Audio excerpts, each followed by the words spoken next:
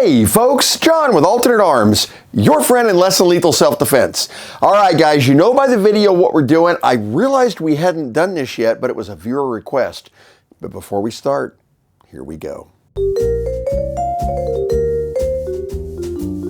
Now guys, a lot of you guys, I don't know if you know this or not, I do have a Patreon listed down there. That's by no means asking anybody to go there.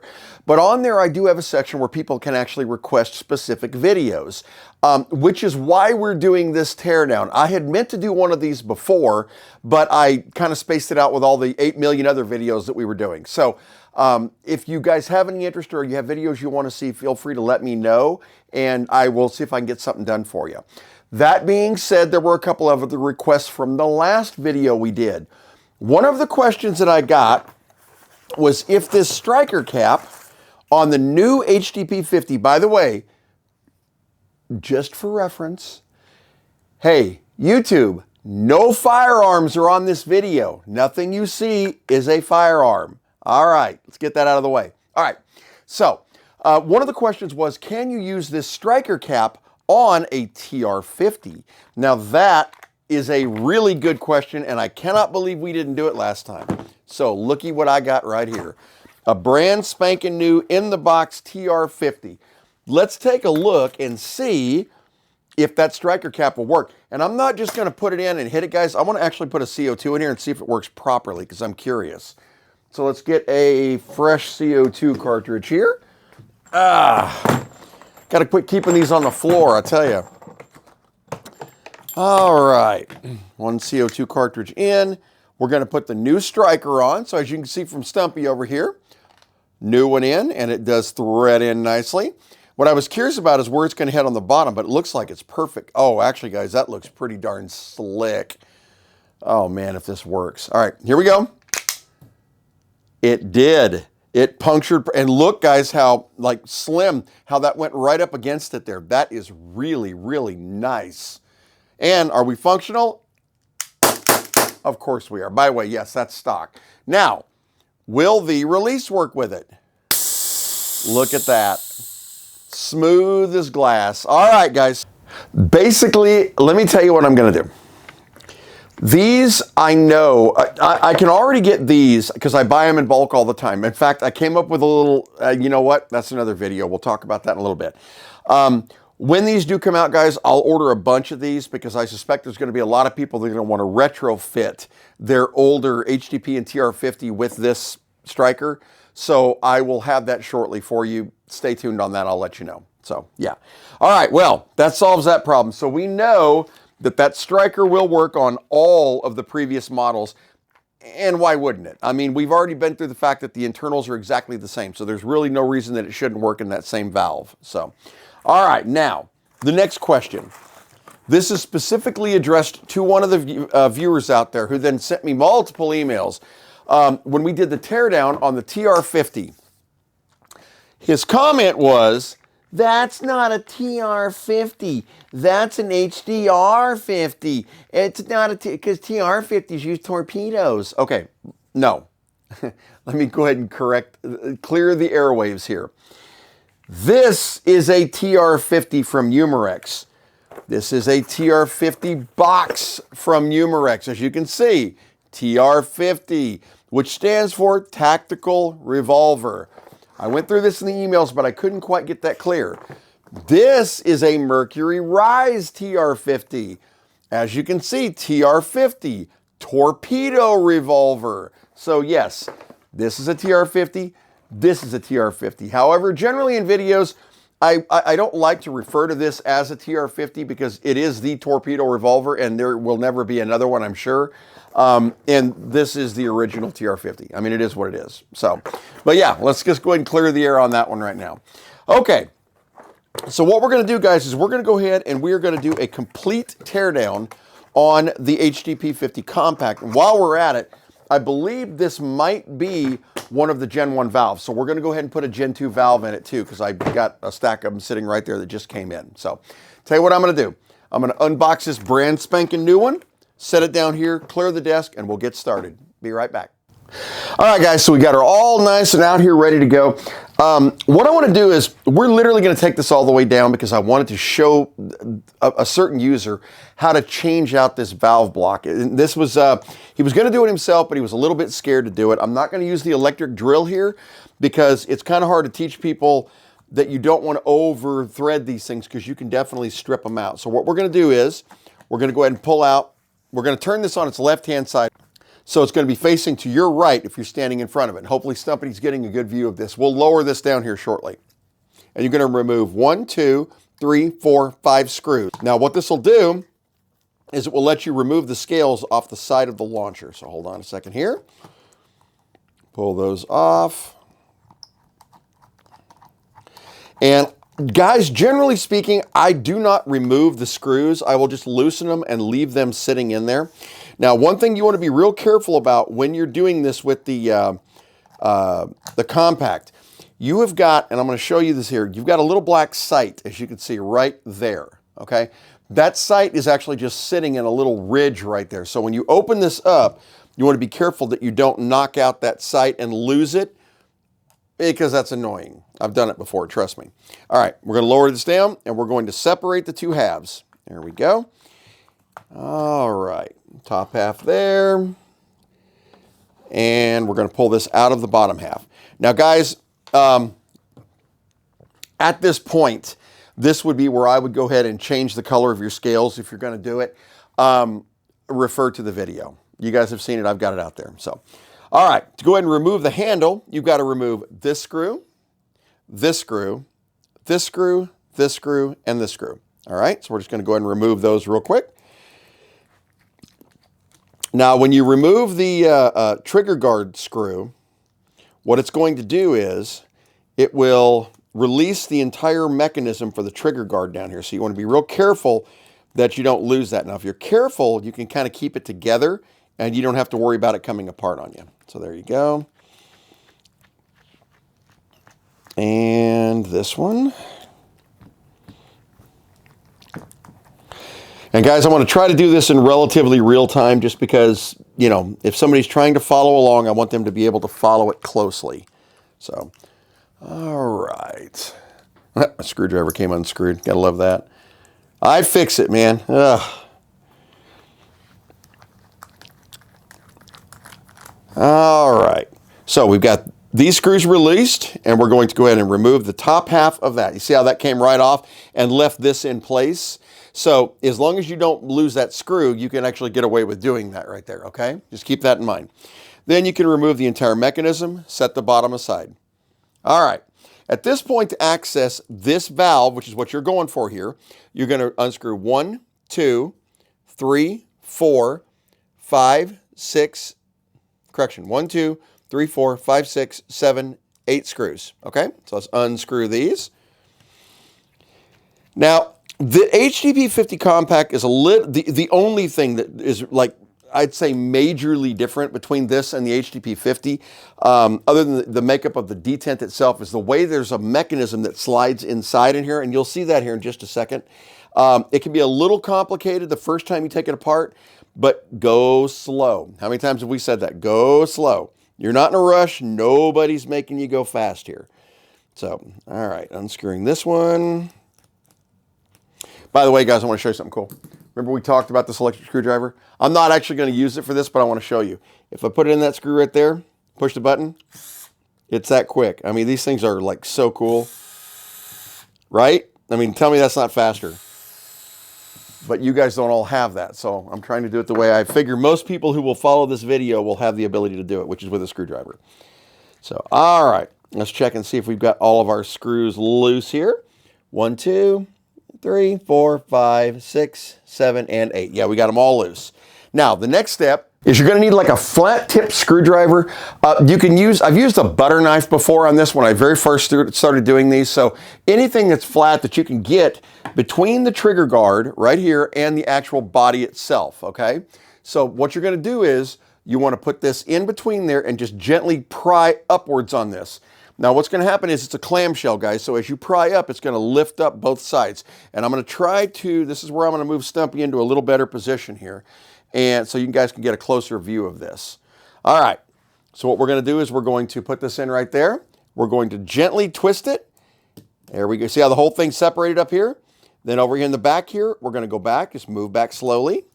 We're going to spin around this way. Do not rush this process, guys. Go slow. So loosen it, lift it, loosen it, lift it. And then if you've got a screw that isn't all the way out, this is where you're going to be able to find that out real quick. And twist right there. Okay, there we go.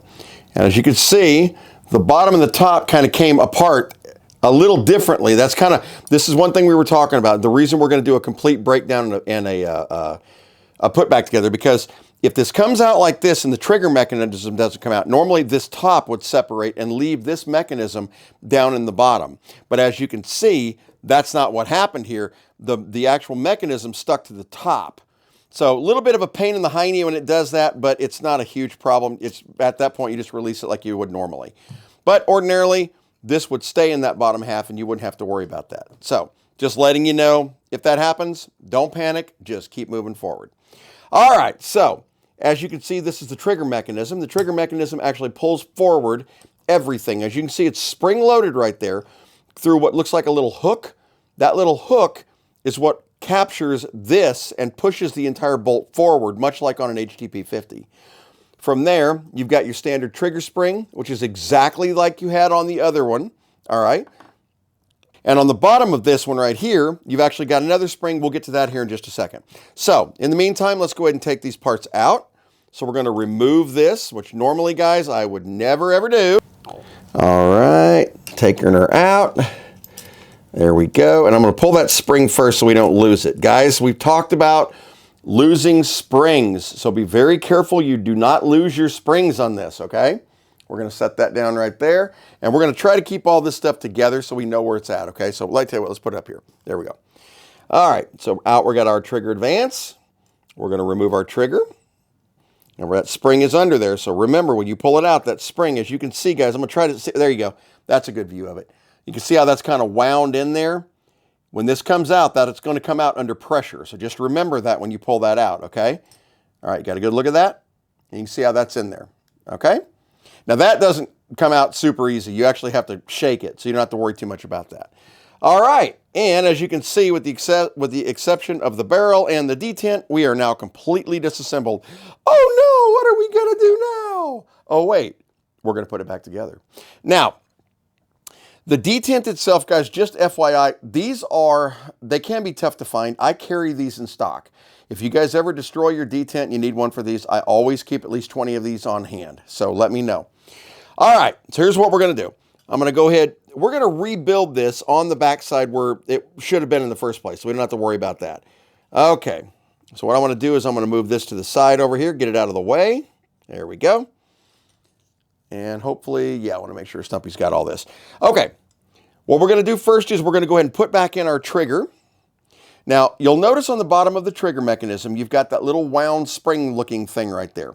And on your spring, you've got a short side and you got a long side, okay? The short side goes into the trigger itself, okay? So short side into the trigger, then slide the thing on. See how that kind of sticks out there? This is what's going to brace up against this gap right in here to give you tension when you pull back, all right? So, to slide that in, there you go. And what I normally do, guys, is I will slide this down. Now, you see how this spring is kind of sitting on top of that little rail right there? By the way, I can put that in later.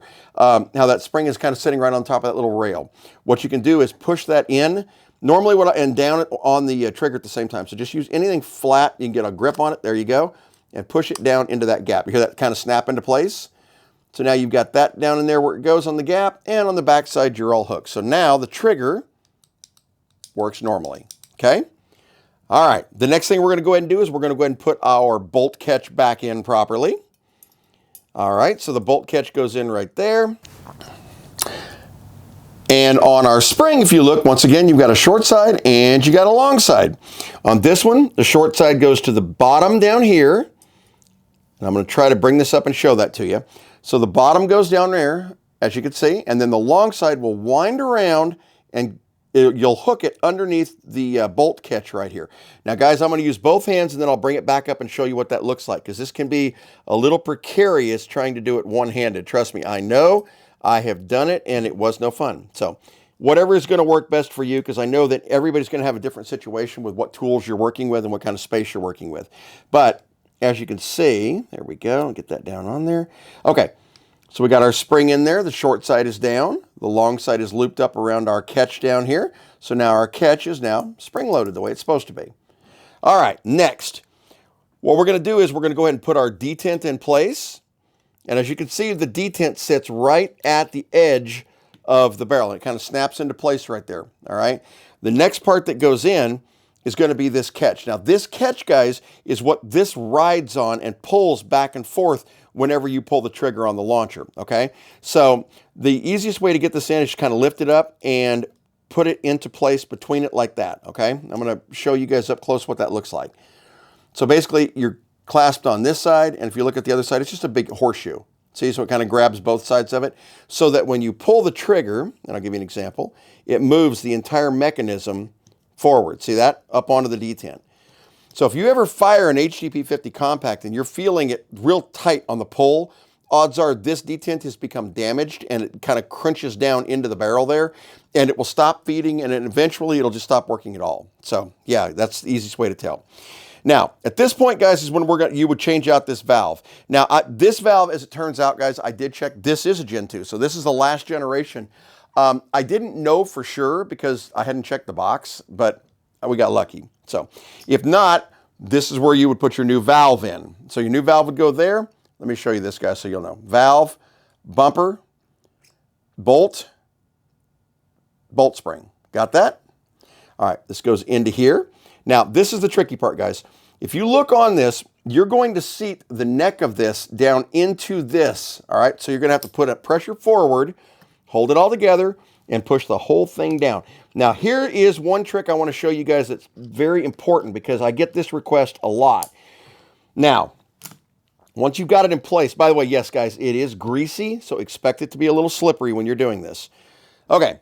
So we've got it all back into place now. What I want to show you, and this is critical. People will mount this thing, and when they do, this bolt catch right here will be in front of this little ring. If it's in front of this ring, the first time you pull the trigger, you're blowing out all your air and you're going to get nothing else out of it. And you're going to have to take the whole launcher apart. So make sure that when you seat your valve, that catch is in the gap right there on that bolt. You see that gap right there? That's where you want to be, all right? Okay, at this point, we are ready, and we can verify everything. You can pull the trigger, make sure everything is still moving freely, and as you can see, it is. And we're going to mount the top back on again for you. Now, you see what I almost did? You see what I almost did? You got to put in your follower, and you got to put in your spring. And this can be a little tricky on this launcher, too, because of the way the thing is mounted. So let me go ahead and reopen this one last time. And I'm not going to open it up all the way for this part, but yeah, you get the idea. If you miss up this part, you are going to have to take it apart and start over again, so don't mess up that part. Yeah. All right, spring, we got that back in. There we go. The follower is in, and let's get our spring back in. And the thing about the spring, guys, is you have to do it with this thing kind of split because the way the spring sits, it sits on the front of the launcher in the front. Now, look, I know I made that look a lot harder than it was. All right, look, as you can see, when you separate these two halves, and I'm going to push these together so they don't come flying apart on us here. All right, when you separate those two halves, what happens is this spring has to sit in this notch right here. It's not like on an HDP50 where you feed it in from the front. The spring is actually held right there. So you have to make absolutely sure that you've got that in place and like that. See, now you're all right where it should be and everything is working normally. So that's, believe it or not, that's the hardest part of an HDP50 Compact is getting that spring back in correctly. Take your time. That's really the key here is take your time with it. You can get it real easy. All right. I'm going to go ahead and replace all of these screws and get them snug back down. Be right back with you. Okay, folks, now, once you've got this back together, you can go ahead and test it in this factor. Just in case you have to pull it apart again, you'll save yourself a lot of time if you just go ahead and make sure that everything is good right now. So what we're going to do is we're going to test this one out and see, you know what we ought to do? You know what I'm going to try? Hold on a second. Because we may as well go ahead and knock out the last question at the same time, right? Yep, so we're good here. Let's go ahead and let's get our 8-gram cartridge. Oh, you know what? Let's do something even more fun. let's see if that striker cap will work on an HDP50 Compact. This will pretty much clear the whole gamut, because if it works on the TR50, it will definitely work on the 68. So let's see if it'll work on the Compact, shall we? Here we go. Aha! So what did we learn? They will not work on the Compact. Okay, now I think I know why that is. This is not as deep as the other one, so they will not function on the Compact. Let's keep that in mind. All right, that being the case, let's go ahead and get us a new fresh cartridge. Tell you one thing, it knocks a heck of a hole in that. Look at that. All right, and let's test it with the valve it's designed for, shall we? There we go. Here we go. You gotta love it when you can actually feel a kick from an air launcher. That means that you're definitely getting some power through that thing. All right, drain that out. Now, I get a lot of people that have asked me on the HDP50 Compacts. One of the biggest questions is 4 rounds enough? Okay. There's no way to answer that question, because there's no way to know what you're gonna need in any kind of self-defense scenario. The truth is, most encounters are solved in the first 3 to 5 rounds. It's the way it is. You're not going to reload this in a crisis situation, I can tell you that. That's not what they're for. All right, getting back down here, we're going to go ahead and lay it on its side. All right, so let's go ahead and remount our scales and our handles and all the other good stuff. So let's go ahead and put our bottom on.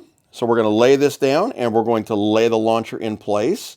And it will line up with existing holes in there. There you go.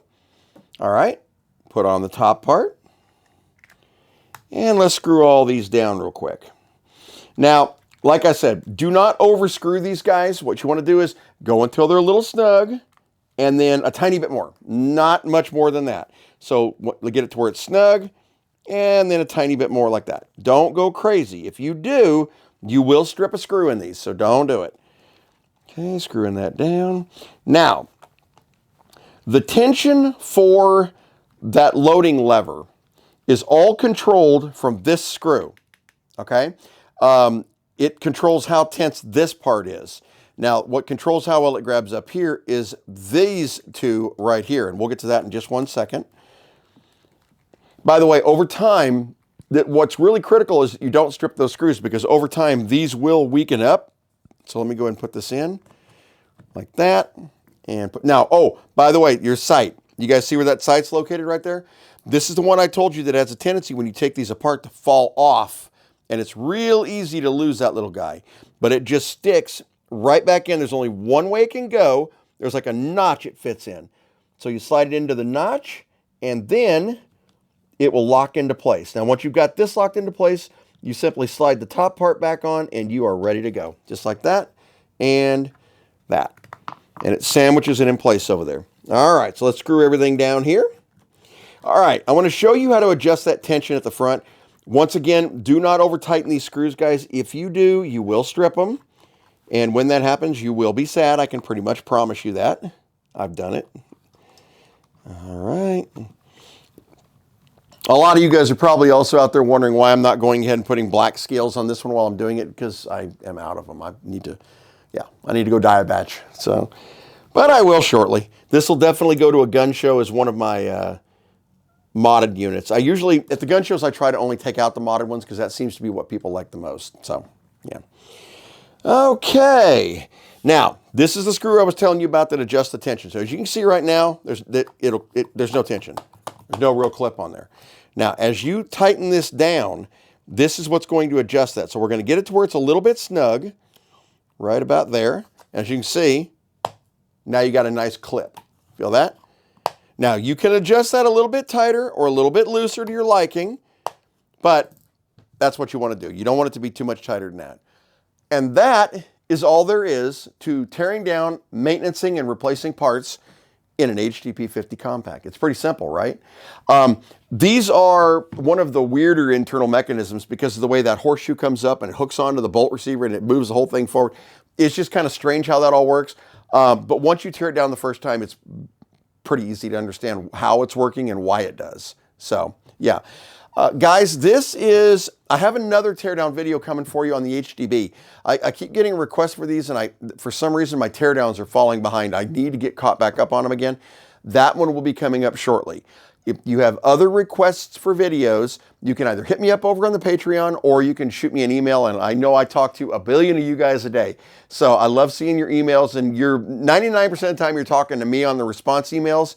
And occasionally when you send an email, my wife will jump in there. So if it's not me that you're hearing or conversing with, you'll be texting with her or talking to her. And a lot of you guys know her too. She's super cool, and I couldn't tie my shoes without her, so it's really cool.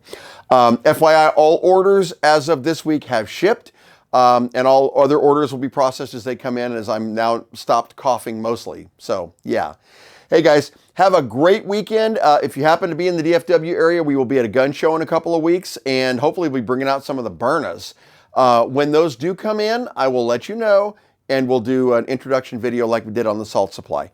These are only going to be brands that I know, companies that I trust, and products that I would stand behind. So we're not going to see garbage. I'm just not going to do it. All right. So no, we're not going to have any Pepperball compacts on here. Did I say that out loud? All right, guys. Have a great weekend. We'll see you later. Bye-bye.